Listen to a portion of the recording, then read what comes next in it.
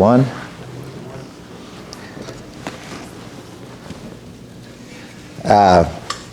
Not to make you nervous, but in the 30 years that I've been preaching, I think this is only the second time I've done this. I've changed my lesson, kind of the last minute, but I think it needs to. It just felt like a thing that needed to be done. So what you see in the bulletin about waiting, that's not going to be the lesson today. So if you would turn to Psalm 77. Psalm 77. Has already been mentioned in the announcements and in class, but we know that this has been a heartbreaking week for this church, for our community. Really for this entire area. You know, the news of Kay, Sean being shot, death of the officer also is mentioned. One of the other officers shot, graduated from school here, last name Dow. What was his first name? Marty. It was a bad wreck earlier in Littlefield this week. Killed a man and a 2-year-old.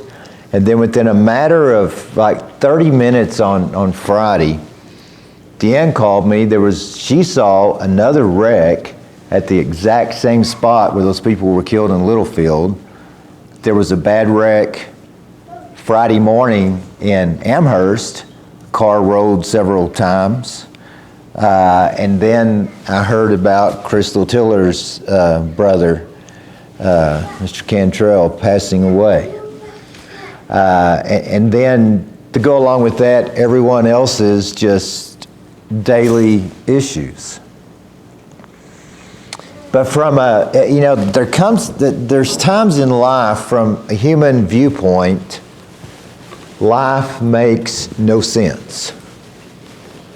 And it's in those times that we need a massive dose of faith to get us through these difficult times.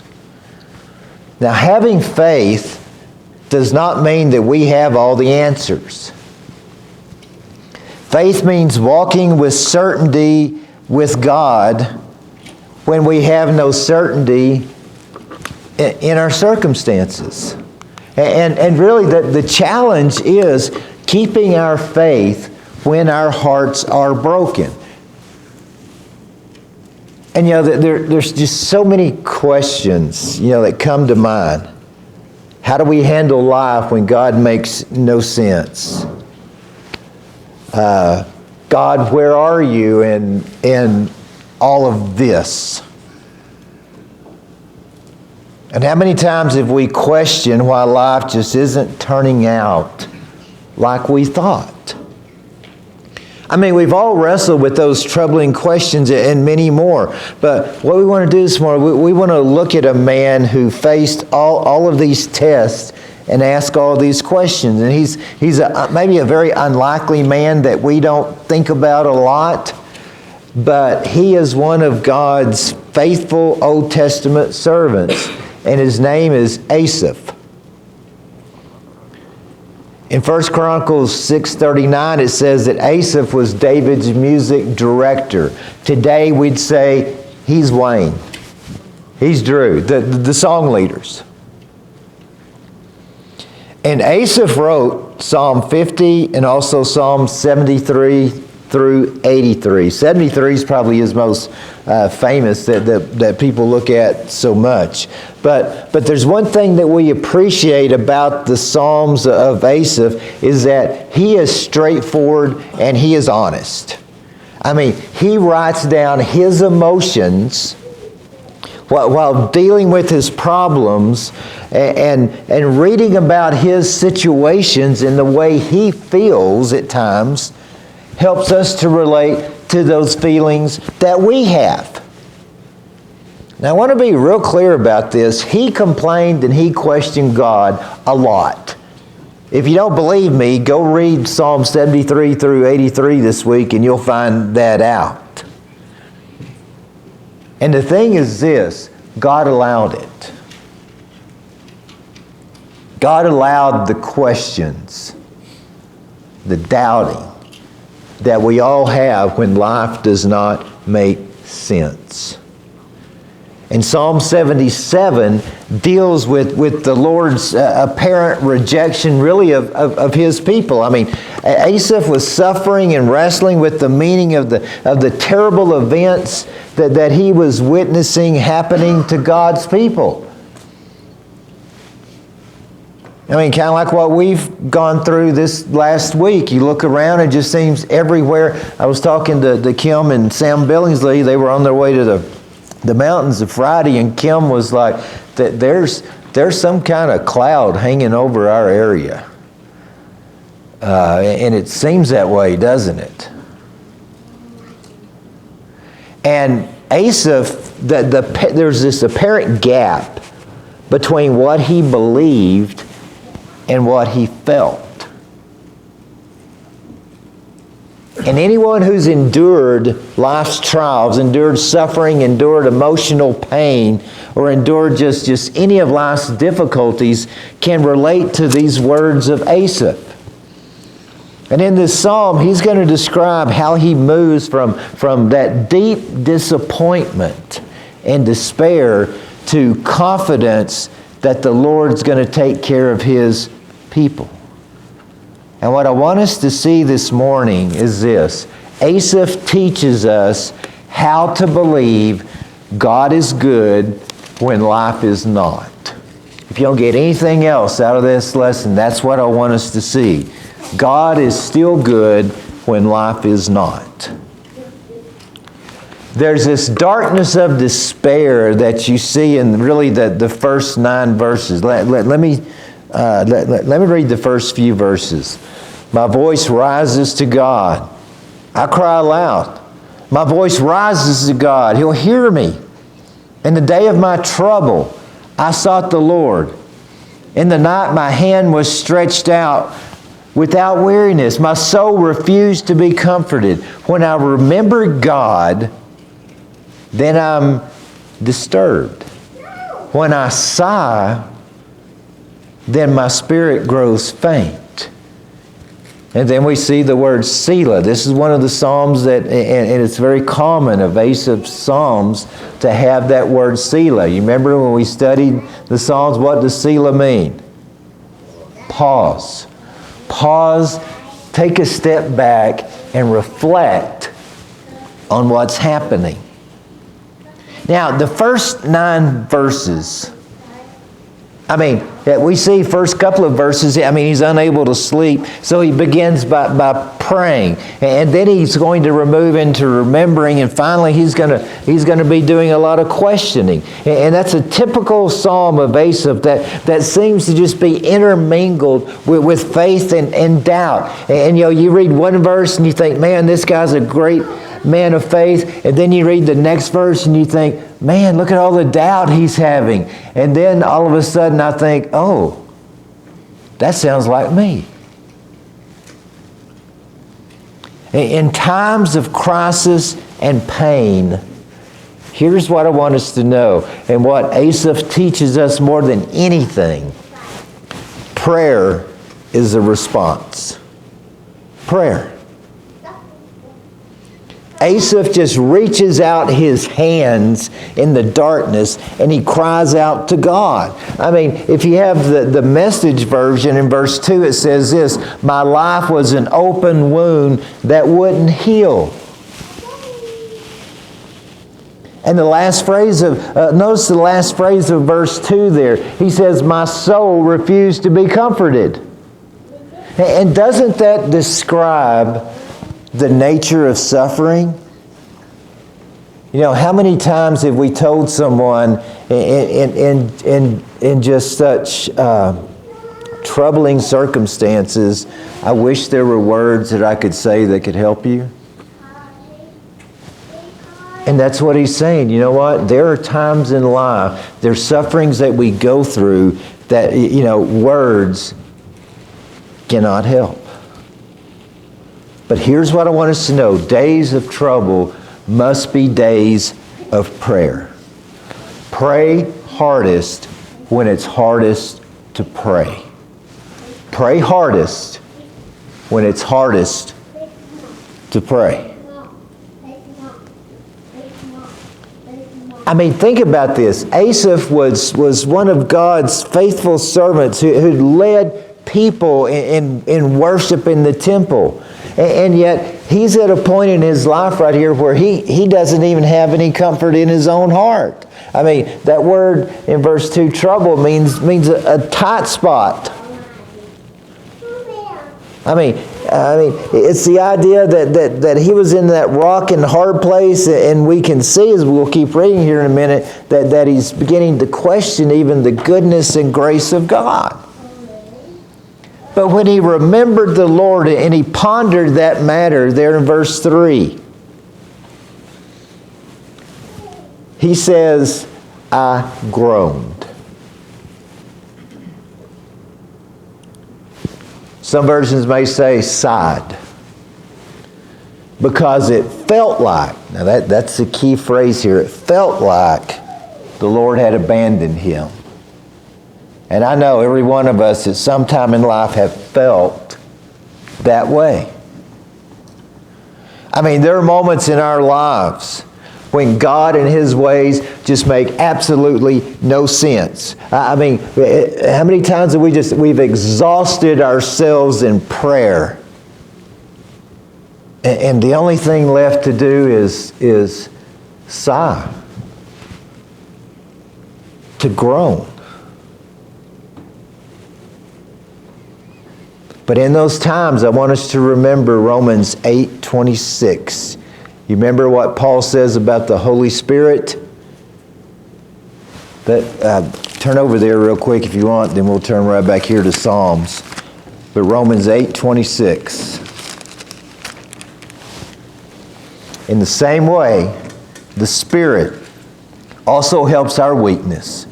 We don't know how to pray as we should. And we've all been there, right? But the Spirit Himself intercedes for us with groanings too deep for words. So Paul tells us, in those times, when it seems like we just don't know what to pray, we don't know how to pray, and all we're doing is just seem like sitting before God and groaning and sighing and struggling. There's that comfort that Paul says, look, the Spirit can take our groanings and sighings and turn those into words for God. Now look to turn back to Psalm 77 here. And I want you to notice just how much is just going on in his brain, how busy it is. And it sounds like so much like us when we're struggling and we're trying to find answers and we're trying to come up with solutions. And he says this, you've held my eyelids open. Who's he blaming there? He's blaming God. He's blaming God that he can't sleep. And he says, I'm so troubled I can't even speak. Verse 5, I consider the days of old, the years of long. I will remember my song in the night. I will meditate with my heart, and my spirit ponders.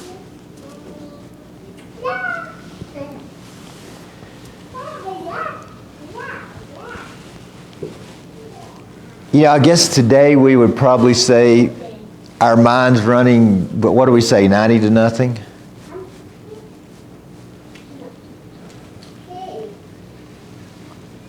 Verses 5 and 6, Asaph remembered those former years when God was blessing him. He remembers the songs that he sung at the temple. He had lifted his hands in the temple and received the Lord's blessings.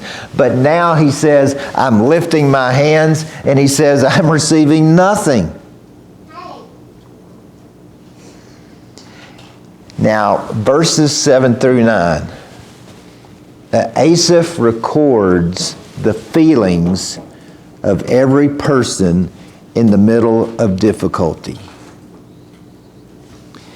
And these feelings are recorded as 6 questions. And let me ask us this before we read that. Do you think it's wrong to question and complain to God?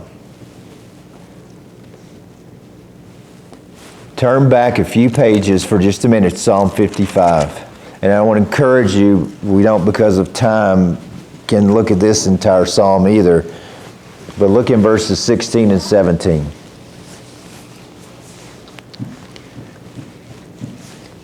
Psalm 55, 16 and 17. As for me, I'll call upon God. Lord will save me. But notice verse 17. Evening, morning, and at noon, I will what? This version says complain and murmur. And notice this, the last 6 words, depending on your version. He'll hear my voice. Now, isn't that wonderful to know? That in our struggles to try to grasp life, and in our doubting, and in our confusion, and in our lack of faith, and in our struggles, God allows us to come to Him as we are.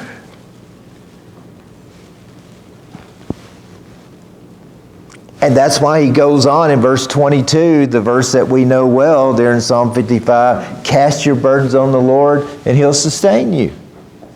He's saying, look, give them to me. Is God big enough to handle our doubting? Is God big enough to handle our questioning of what goes on in life? Yes, He is. Now turn back here to Psalm 77. And notice these, these are heart-breaking questions. And they all deal with the character and attributes of God. And notice what he says. Will the Lord reject us forever? And what's the answer? No. Will He never be favorable again? Is He ever going to help us again? What's the answer? Yes. Has His loving kindness ceased? Has He quit loving us? Has He quit loving the world? No. Has His promise come to an end forever? No. Has God forgotten to be gracious? No. Or has He in anger withdrawn His compassion? No. But aren't those all questions at some point in life that we've struggled with? But no matter what God is doing in our lives at the moment, the point I think that Asaph is trying to get across to us is this: God's heart hasn't changed.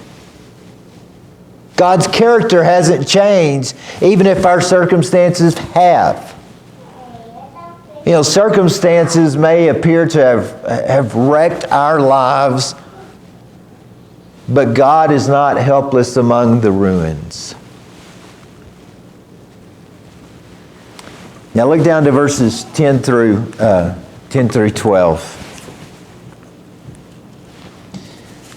During this, let me go ahead and read it. Then I said, it's my grief that the right hand of the Most High has changed. I shall remember the deeds of the Lord. Surely I'll remember your wonders of old. I will meditate on all your work and muse on your deeds. That there comes a time in all of our lives when whatever we're dealing with, we kind of have to have, I guess we could call it a reality check. And that's what Asaph does here. Really verse 10 might be the ultimate pity party when he's saying, it's my grief. In other words, he's saying, this is my lot in life. I must bear it. It's never going to get any better. But the great change comes when Asaph begins to remember, to meditate and consider the works and the goodness and the power of God.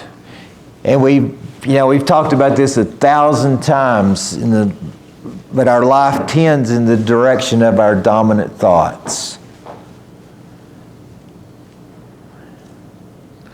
And I want you to notice, and because I didn't realize it's that late already, because of the time, I encourage you to read verses 13 and through 20 this week. But let me tell us about it just very quickly, because the pronouns change. There's a drastic change, verses 13 through 20 he starts out with I and my, and all of a sudden, I want you to notice, all of a sudden, he's talking to God, and it's you, and it's your.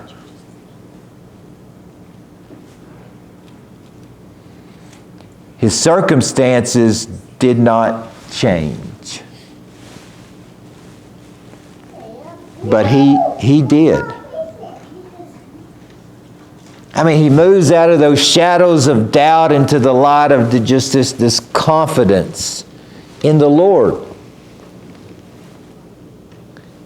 He starts, read through that. He starts praising God, verse 13. God, God, you're holy. Look at all your wonders, verse 14. Look at all your strength. And verses 17 through really the end of the chapter, he's probably looking back. There's some debate among commentaries on this.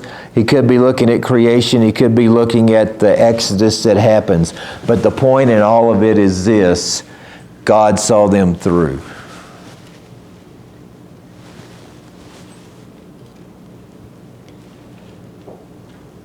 And notice verse 20, you led your people like a flock. He once again remembered, you know what? The Lord is my shepherd.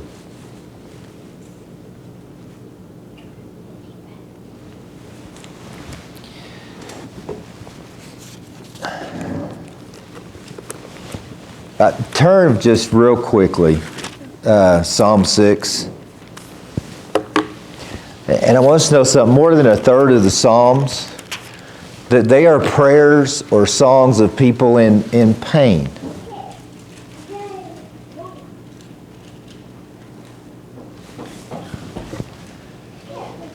And notice David's struggle here. And let me read 2 and 3 and just 6 and 7. Then we'll kind of wrap everything up here. David says this: God, be gracious to me. I'm pining away. Heal me, O Lord. My bones are dismayed. My soul is greatly dismayed. But you, O Lord, how long? Verse 6 and 7. I'm weary with my sighing. Every night I make my bed swim. I dissolve my couch with my tears. My eye has wasted away with grief. It has become old because of all my adversaries. Every one of us can relate to David's pain. He's exhausted, he's worn out, depressed, all alone. He's cried so many tears, he can't cry anymore. And it's not that he doesn't believe in God, he does. David simply, just like us, cannot understand at times why God, who has the power to change circumstances, he doesn't.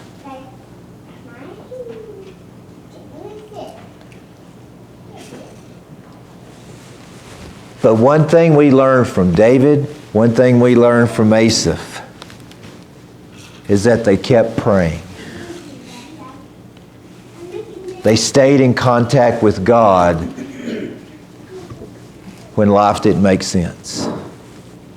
Let me just kind of close with this. I'm the first to say, I don't pretend to know the whys. I mean, I have my own hurts, my own losses, my own doubts from time to time, just like you do. But the challenge is to keep trusting even when our lives are maybe just seem like to be demolished by a wrecking ball of unbearable circumstances. And I can promise you this, I've asked all the questions, just like you have. But what we can learn from the Psalms, we can doubt, we can question, and even struggle in our faith, but God allows it. And when we trust in God, instead of finding that the questions distance us from the heart of God, we'll discover that our honest questions, our sincere doubts, and our deep hurts can draw us closer than ever before. Study the book of Habakkuk, just 3 chapters. Habakkuk means to wrestle. To wrestle. I never can say that word right. He wrestled with trying to understand God's ways. And one thing, in life, as Christians, we will wrestle. Through pain, struggle with honest doubts, and even live and die with unanswered questions.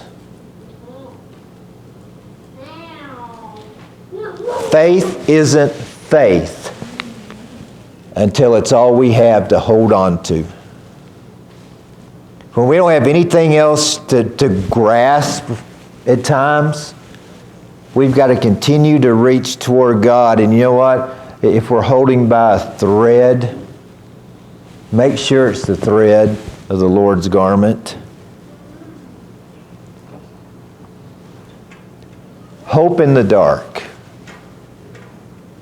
Allow our faith to believe that even when life is difficult, God is still good. Wayne, come lead us in a song. If you need to come this morning,